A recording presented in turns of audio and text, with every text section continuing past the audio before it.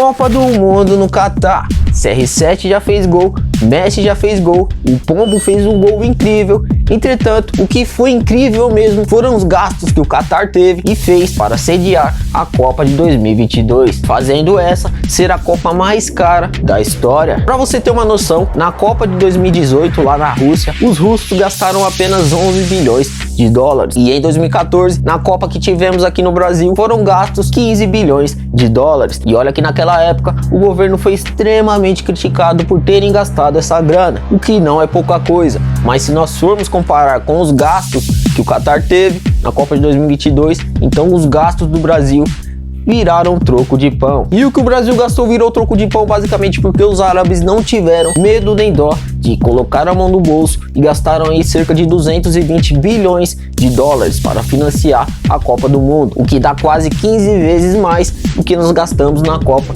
de 2014 aqui no Brasil. O fato é que o Catar fazia questão de sediar a Copa do Mundo, da mesma forma que outras nações que também tentaram ser o país sede do torneio, como por exemplo os Estados Unidos, o Japão, a Austrália e a Coreia do Sul. Entretanto, quem foi mais votado dentre esses países foi basicamente o Catar, que mais tarde inclusive passou a ser alvo de investigações por uma suposta corrupção na compra de votos, nos quais eles receberam a maior quantidade, cerca de 14 votos contra 8 dos Estados Unidos. E por conta disso, o Catar virou sede da Copa de 2022 e a partir daí os árabes começaram a gastar dinheiro infinito na construção de 7 estádios do zero, na manutenção de mais 57, e com isso eles começaram a gastar também na infraestrutura de pequenas cidades, que passaram a ter até ar-condicionado nas ruas. Só que além disso eles também gastaram construindo e reformando hotéis, estradas e meios de transporte. Existem boatos até que os caras fizeram cidades do zero. Mas o fato é que no meio de tantas obras, blocos e construções, os árabes iriam precisar de mão de obra. E por conta disso, diversos imigrantes foram para o país em busca de trabalho. E é aí que começaram as polêmicas. Dito que foi divulgado que vários desses trabalhadores imigrantes estavam sobre trabalho escravo, alguns deles tendo que trabalhar até as últimas forças, chegando a falecer. Só que além disso, houve também várias reclamações e depoimentos de trabalhadores que não recebiam de fato aquilo que foi combinado no momento em que eles encontraram a vaga de emprego. Só que além dessa polêmica envolvendo os trabalhadores, houve também um choque sobre a forma como eles tratam as mulheres no país. E por conta disso, os turistas e o mundo inteiro teve um choque de realidade ao chegar lá e descobrir que as mulheres de lá não são livres para estudar, trabalhar, nem muito menos viajar. Dito que para fazer essas coisas, elas precisam de autorização ou dos pais ou dos maridos, sem contar que elas também são proibidas de mostrar qualquer parte do corpo, que não sejam os olhos, o rosto. Só que além disso tudo, a traição também é algo que esses caras abominam. O fato é que essas são apenas algumas das bizarrices, que para nós é bizarrices, mas para eles é algo extremamente normal. Inclusive é algo que rege a lei do país. Mas por que de fato o Catar fazia tanta questão de sediar a Copa de 2022 e o que um país ganha sendo sede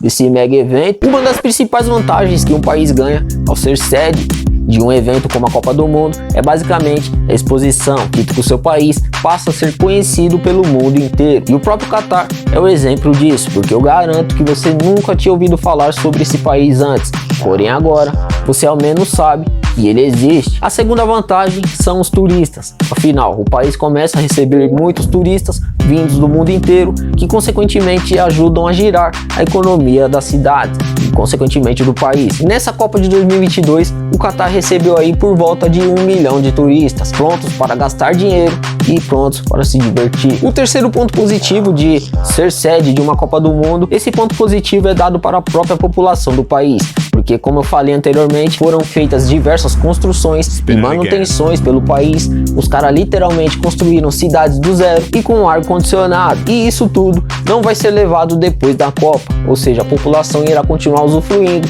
de tudo que foi feito na cidade. Certo, um país que cedia uma Copa do Mundo tem esses pontos positivos, o país ganha essas coisas. Mas e a seleção que ganha a Copa? Será que existe algum prêmio além da taça? Sim, a seleção que vence uma Copa do Mundo leva cerca de 42 milhões de dólares para casa. Bem que esse dinheiro devia ser distribuído entre a população, né? Então o fato é que a seleção campeã leva 42 milhas para casa, a seleção vice leva 30 milhas, o terceiro lugar leva 25 milhas.